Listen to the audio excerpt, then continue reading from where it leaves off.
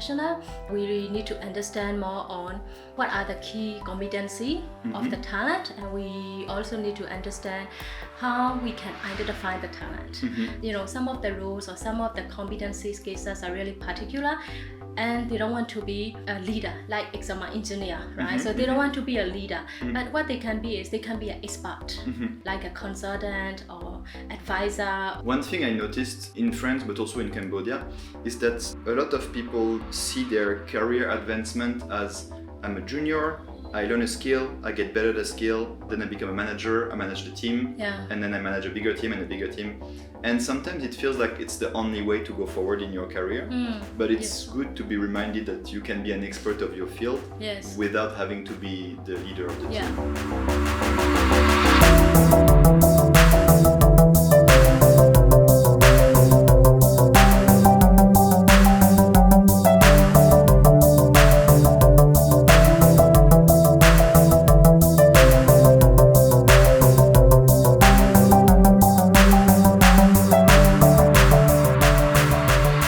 Good morning, Win. Welcome to Cambodia Workwise, and thank you for being on the show today. Thank you for having me today. It's a great pleasure to discuss with you. You are a very experienced HR leader, and I really love to have those discussions with people with a lot of experience, who have a lot of insights, stories to share. So I'm eager to have this deep dive into talent development with you today. You are the head of talent and organizational development at Smart Axiata. Yeah. And today I want to discuss with you a little bit about how do we develop talent? What does it mean? What do you do? And your vision of this. So maybe for those of us who don't know you, you can give us a short introduction about who you are and what is it you do? Okay. First of all, thank you for inviting me. I really love to share my experience as well.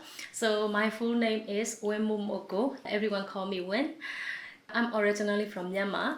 So I have been in Cambodia 1.5 years already. And I came here to work for Smart Axiata as a head of talent and OT.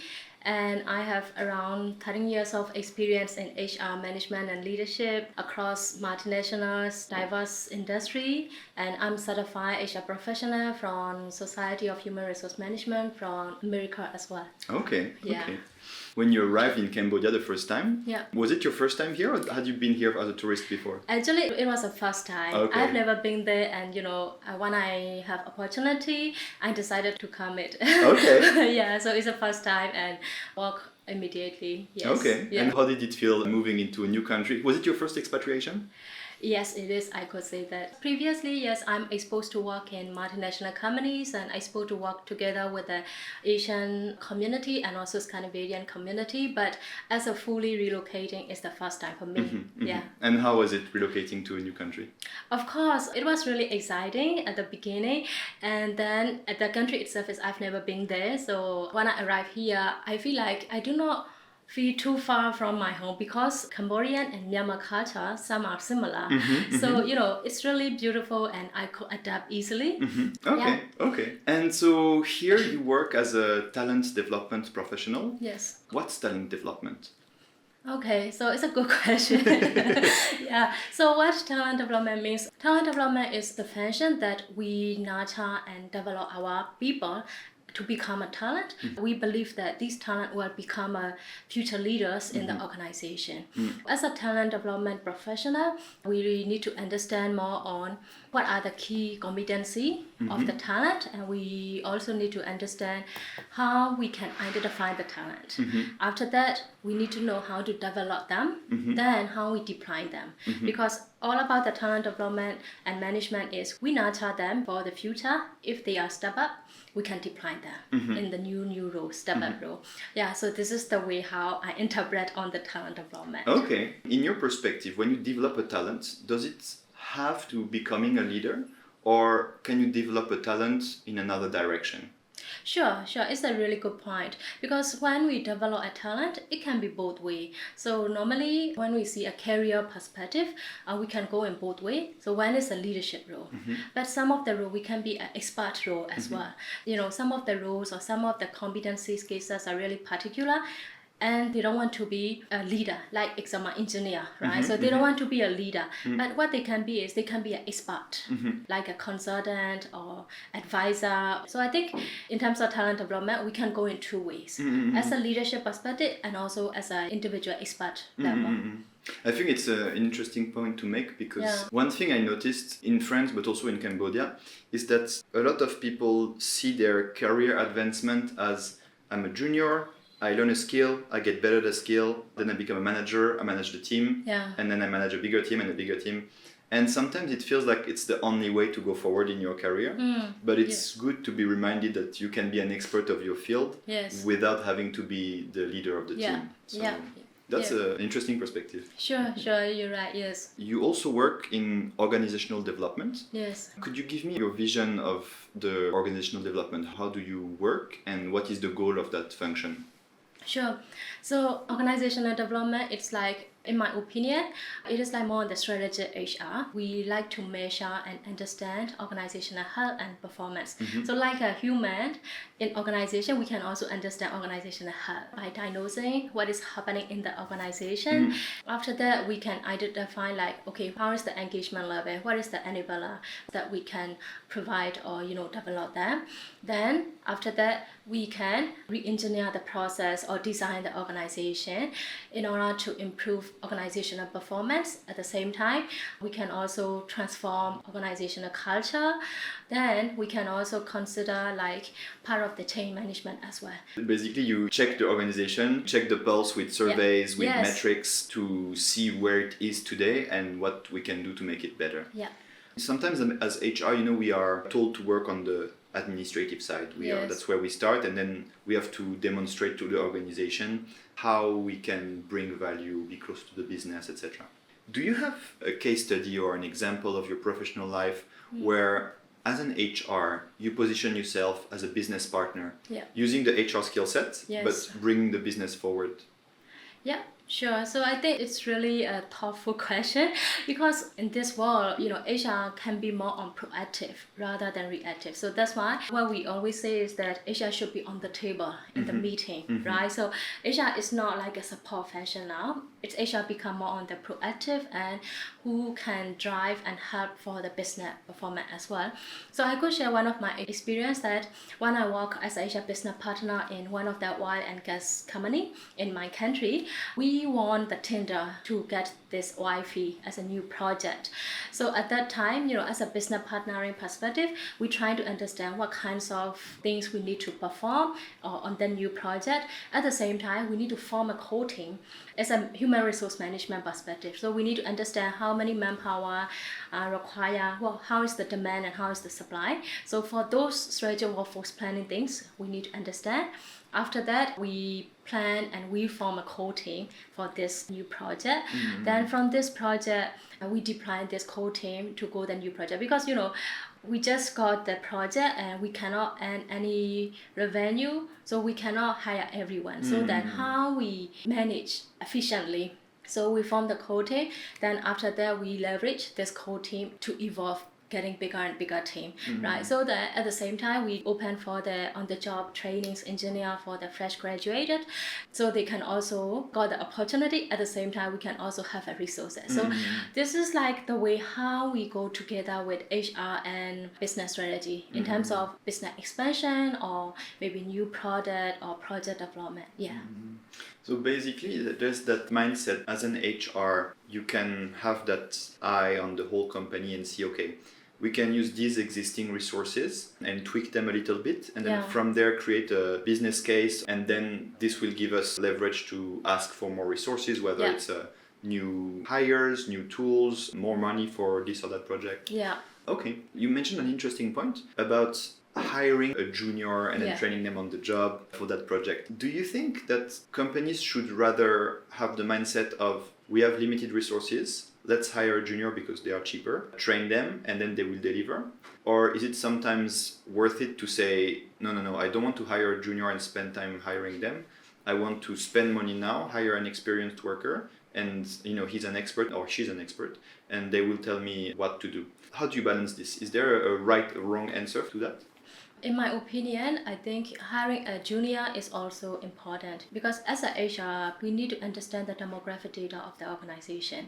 So why we should hire new generations based on the demographic data as well.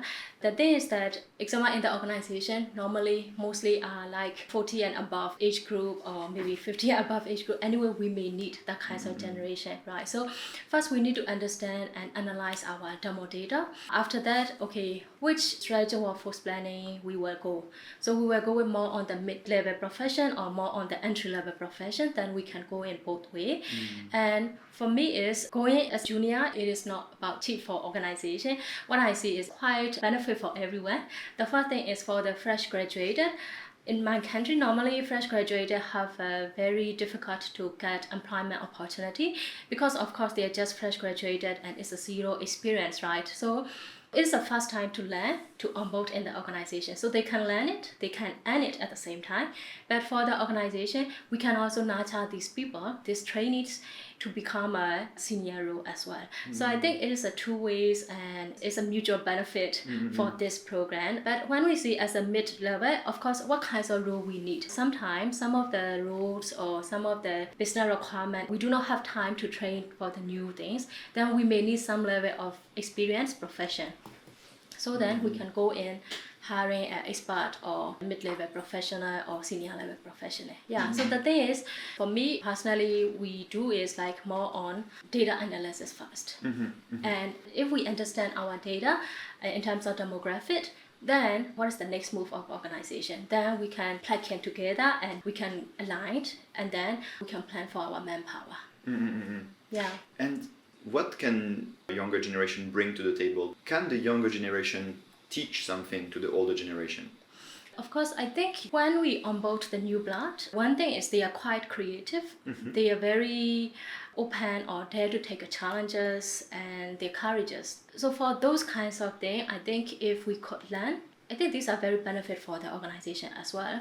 So when we are getting senior, normally we know everything, we know how to avoid the risks and navigate the risks. But sometimes, even myself personally, I admire to the young people, they can take the risks as well because they can take the risks at the same time they can get a high return. So I think those kinds of things, even personally, I could learn from them. Of course, existing employee, they can learn as well because those kinds of knowledge and characteristic can be exchanged because I'm senior and I know everything. I don't think like that.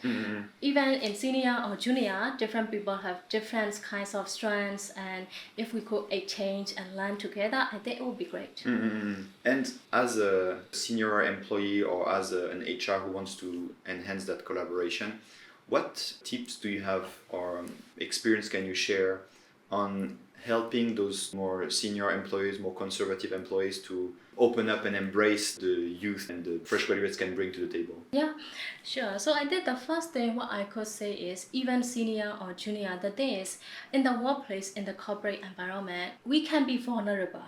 We are human beings, right? So we can be vulnerable. I mean, we cannot consider like I'm senior, that's why I know everything. I don't think so. Even you're senior or you're junior, we cannot know everything.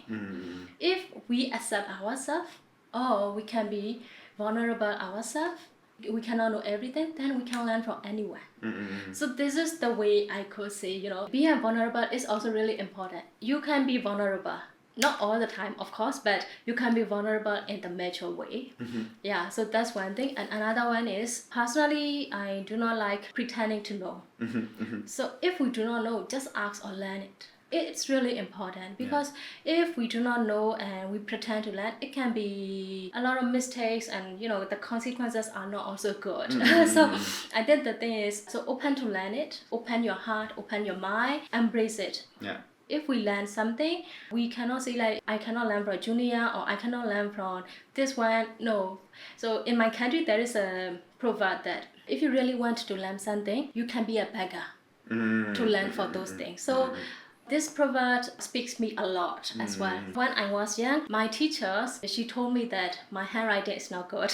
My handwriting, it was not good. And she always say that, okay, your junior handwriting is really good. And then one day I got an opportunity to sit together with my junior and I see how she write. And I learned from her. Oh, really? Handwriting was really good. Actually, now she's also a doctor as well. So organizational doctor or like a health doctor? Health doctor. Okay. Yeah, this is like the way how I learned. Even she's junior, but I learned how she write it. And after that, I try to practice. Then later, my teachers, she complimented about it. Okay, my handwriting is getting better. So this is like, if we really need learn something, take it out your pride or whatever, you just try to learn it, open to learn it. So this is, I could share as a tips. Good. Thank you for sharing that one. So you have a lot of experience about being vulnerable, to accept, to learn and to grow your skills. Yes. Now that you are in the driver's seats in terms of HR development in your company, how do you encourage employees to learn more, to get in that mindset that actually I don't know everything, but I have many years ahead of me and many opportunities to learn, and this would be beneficial for me? How do you transmit that mindset to employees in a company or even to people who ask you advice about this? Yeah, I think learning spirit is really, really important. So since we were born to till we die, it's full of learning, right? So the first one is that starting from individual. If we really open to learn, then I think they can see what is the benefit of the learning. So someone who keep learn, they are very good at adapting the situation. If there is any change or anything, they can adapt easily. So I think that's I could say, right? So as a learning is the benefit of the learning. So how I encourage to the people is that one thing is, we are human beings. We always consider self-interest first, right? So then, for that perspective, if we know what would be the benefit or interest for them from this learning, then I think first, even they do not have much level of willingness, but they can open to learn. So how we can incentivize from this learning, that's the way we can consider to have a learning spirit. And another one is that if organization itself embed that kinds of core value, let's say if we need to explore whatever we have, exploring is also really important as well. Then we need to learn as well. We need to experiment new things and everything. Based on that, we can learn. So there are two types, proactive and reactive as well. So proactive means we need to know something, we may Google it, or maybe we may ask ChatGPT, or maybe we can read a book or something like that, right? As a reactive is like, okay, we did something mistake, then how we reflect and take lesson, then trying to avoid that kinds of mistake and how to make it better.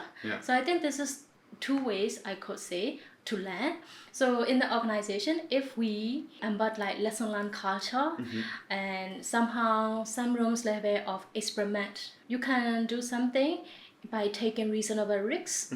Then somehow if even it's become a mistake or risk, it can be navigated. Then I think it is an opportunity to learn as well. So I think for that perspective, we can encourage to the people, because normally people, they don't want to experiment because they are scared to be blamed. Right, so not to be like that, what we can do is we give some environment. We can say like it's a psychological safety. So we can create psychological safety. If there is something mistake happen, they can speak up and share, so that they feel like they belong to this organization, and they can also avoid that kinds of mistake. At the same time, other team members can also learn from other mistake, then they can navigate it. So I think this is the way how we can create learning culture and boost learning spirits individually. So do you have examples of experiment that you gave them to make them excited about work or about coming and trying new things? Yeah, sure. So I think I am the one who managed like talent development program in the organization. So I proposed to the management that in my project I want to go with 3E. So education, experiments, and exposure. So I'm trying to balance these 3E when I design the program. So of course, education is all about learning with the trainers and facilitator. Exposure, we can learn, role play, something like that. For the experiment, I request to the management team to have a business project competition. So our talent, they come with their own idea for that business project, and after that, they need to do competition, and I invite respected CXO. They become a judges and they evaluate. Then it's made like starting from ideation to prototyping. There is no rules. We just say you may need to use design thinking concept, and there is no rules, and we give to experiment everything. Then it was really successful. Yeah. You know, they also along the way there, it's quite excitement, and they can create end to end. Let's say even some of the talent from HR or finance, they never do like product development, Right. but from this approach, from this program, they can learn. Yes. And yes. it is also a cross-functional team, Yes. so you know they can learn and exchange each other, Right. and they have experiment how we develop a product or system or you know customer experience from end to end, Right. from ideation to prototyping stage. Right. So this is like some kinds of concept I put in my programs. Yeah, so in that way, some of the experiment we can craft Right. in respective program. Yeah. I think that's super smart because you, and no pun intended, for instance, mixing people from finance with HR for product development. One, you make them realize that they have skills or talents that they don't use every day at work, but that exist. So it's good for them to, you know, picture themselves growing a career or doing different things. And it's also great for the company to get like people who are never involved on product development to bring new ideas, fresh perspectives. I really like this idea. Thank you, yes. You have a long career behind you in Myanmar. Yeah. And coming here to Cambodia in this new environment, new culture, even though you are quite close culturally, did you have to change some things about the way you work when coming to Cambodia? Right, so at the beginning, I used to be exposed to work with the Asia community and Scandinavian community from my previous organization, but different nation has different culture. When I came to here, even though I'm exposed, I need to learn a lot. The first thing is I could say it's all about leadership. So leadership is like, in my previous organization, yes, I was a leader in there as well, but what I lead is all local. So I know in terms of local to local perspective, everything. So I can lead it, but in here, as an expert, so I'm trying to understand to align with the locals employee as well. So first is I try to listen and understand each of my team member. How is it and what kinds of background they come from, everything, and then I try to adapt it. So my team itself is quite diverse in terms of age, experience, and also capability. So I try to apply like kind of situational leadership model. If I need to instruct, then instruct it. If I need to delegate, then delegate. So I try to do that. Of course, based on the level of the job impact as well. And another one is like ways of work. So in order to understand the ways of, because I'm the one who designed the programs and for those kinds of things, so I need to understand what people need, what kinds of things really require organizational capabilities for the organization.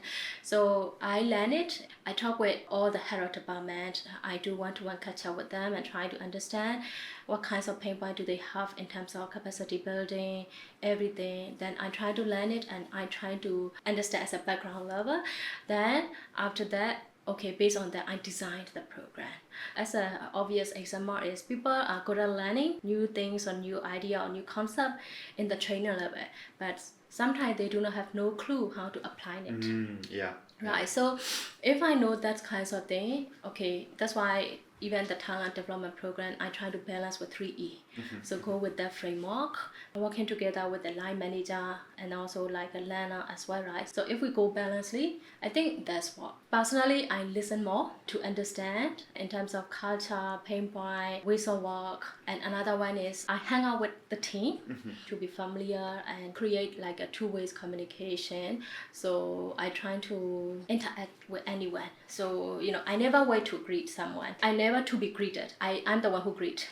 to anywhere, even in cleaner or whoever, because I try to learn it, then I can adapt. And another one is respecting the culture. Yeah. One beautiful thing is here, people are really prioritize their family and quality time. So it's really fascinating. It's really good. For their perspective, of course, I do not bother their family time. Even sometimes the work is really important, then I take myself and work myself rather than allocating to my team.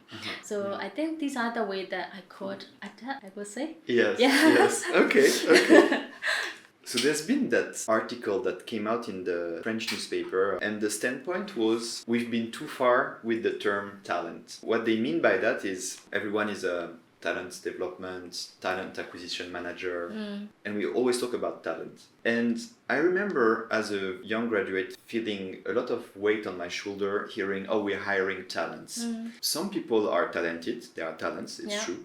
And some people are employees. They are paid to do work and they do it against a remuneration. Do you think everyone is a talent? Or do you think that we have employees and talents? Or do you have another way of seeing things?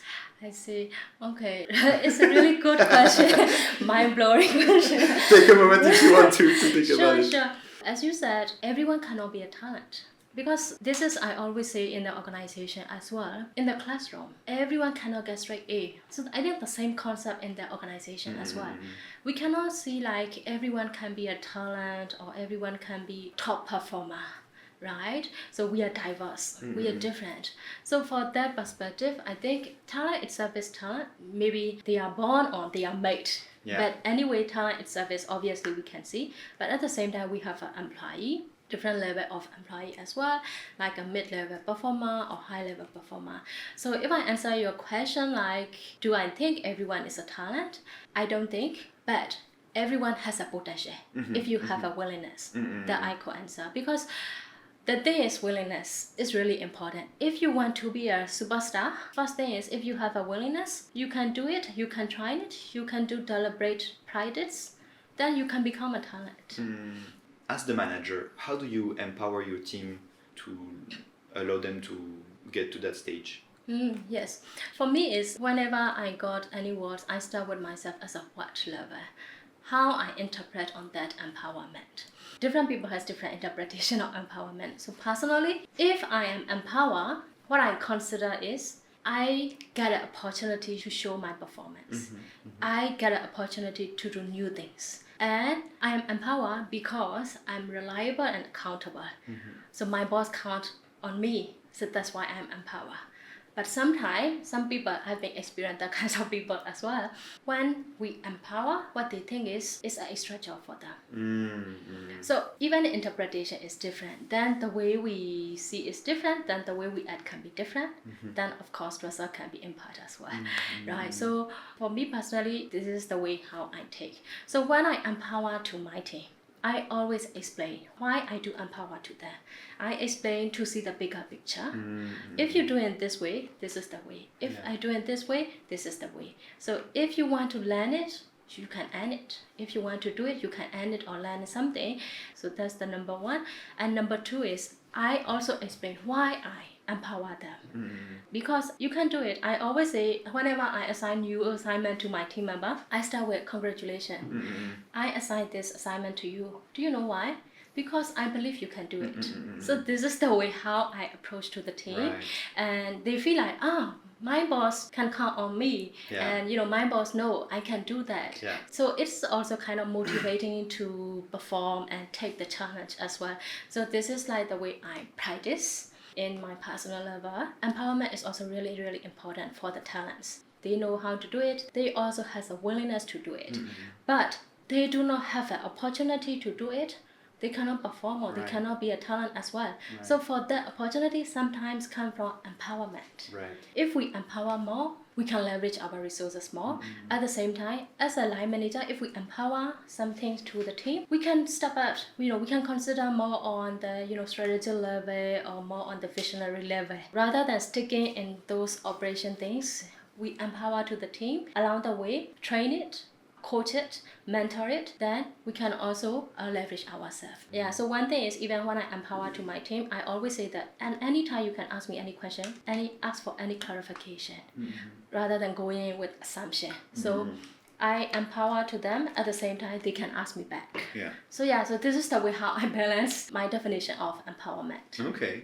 So Win, thank you so much for your time today. It was a very, very insightful discussion. I'm so happy you got to share with us a lot of your experience and your best practices and your vision of what HR can be. And I hope it inspires a lot of leaders and employees and entrepreneurs around Cambodia and beyond. So thank you so much for being on the show, and see you next time. Sure, thank you so much, and I really appreciate for having me to be part of this podcast. Bye-bye. Bye.